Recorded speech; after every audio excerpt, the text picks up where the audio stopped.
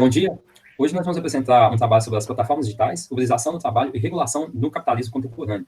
É um trabalho feito pelo Vitor Figueiras e o Ricardo Antunes.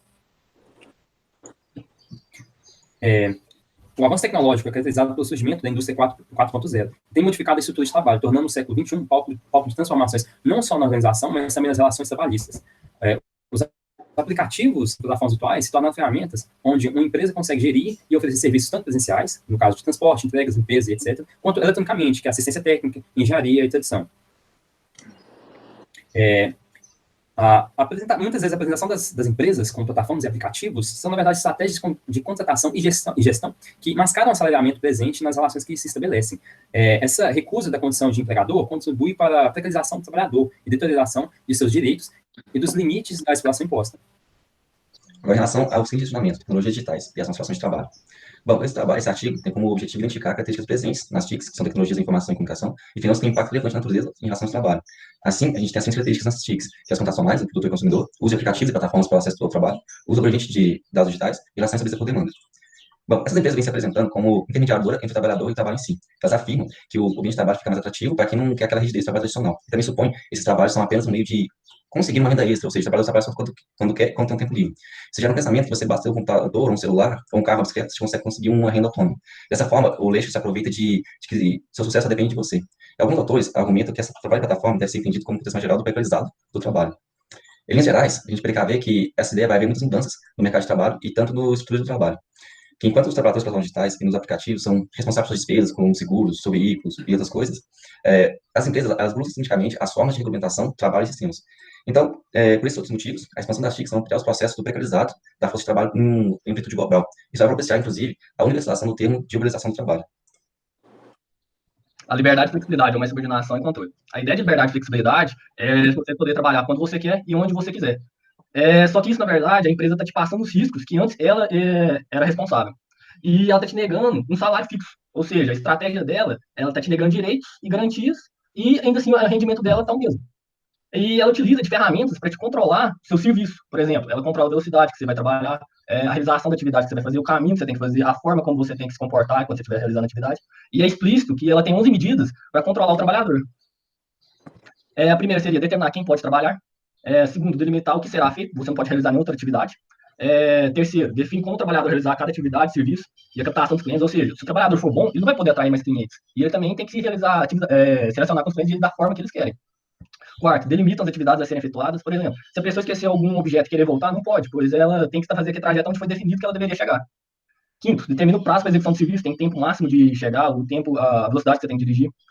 O sexto, estabelece o modo unilateral dos valores a serem recebidos. A empresa, ela vai definir o valor que você pode receber. O trabalhador perde seu direito de barganhar, ou seja, o mercado deles pode sofrer uma desvalorização, salários baixos, e eles não têm como competir entre si. Ou seja, o salário, com a baixa remuneração, a jornada de trabalho deles vão ter que ser mais longa. A empresa está ganhando em cima disso. O sétimo, determina como os trabalhadores devem comunicar com sua gerência. Eles têm que se comunicar pelo aplicativo e, de vez em quando, nem resposta eles recebem. Eles nem têm o direito de ter resposta ou reclamar. Oitavo, pressiona os trabalhadores para serem asidos e não negar serviços demandados. Eles têm metas que você tem que cumprir. Você não pode negar tantos serviços, você tem que trabalhar tantas horas por semana. Nono, pressiona os trabalhadores a ficar mais tempo à disposição através dos incentivos. Igual eu falei também, tem metas para o tempo que você tem que trabalhar. E bônus se você trabalha tal horário, em certos horários. O décimo, usa um bloqueio para ameaçar os trabalhadores. Eles te bloqueiam e você não pode fazer nada. Você perde seu meio de ganhar dinheiro. Te bloqueou, você fica sem direito algum. E o 11º, eles utilizam a possibilidade de dispensa a qualquer tempo sem necessidade justificativa. Ou seja, você não tem direito você não tem garantia a nada. Se eles quiserem te bloquear, se eles quiserem nem te dar uma resposta, eles podem. As empresas conseguem, então, igual eu tinha falado nisso, elas conseguem transformar o mercado dela sem ela ter propriedade nenhuma e sem ter risco nenhum, porque ela passa os riscos para o trabalhador. E o ganho dela é o mesmo, elas vão ter uma renda normal, não tem problema nenhum. E quem vai ter a ampla flexibilidade vai ser as empresas, por exemplo, que ela vai ter o trabalhador que ela quiser, no momento que ela quiser. E o trabalhador pede essa flexibilidade, que ela vai ter que trabalhar mais, ganhar menos, de acordo com a empresa exigir. Uma fenomenologia da exploração sem limites.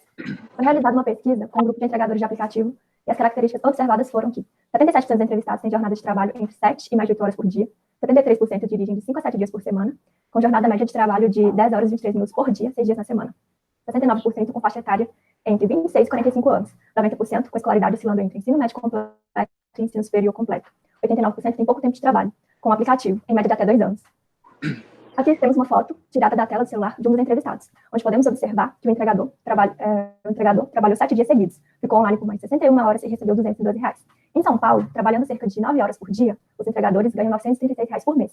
Se fosse uma jornada legal de trabalho de 44 horas semanais, receberiam R$662 por mês, que é um valor inferior ao salário mínimo, o que configura a submissão dos trabalhadores a longas jornadas de trabalho, uma vez que a maioria dos entregadores só possui essa ocupação.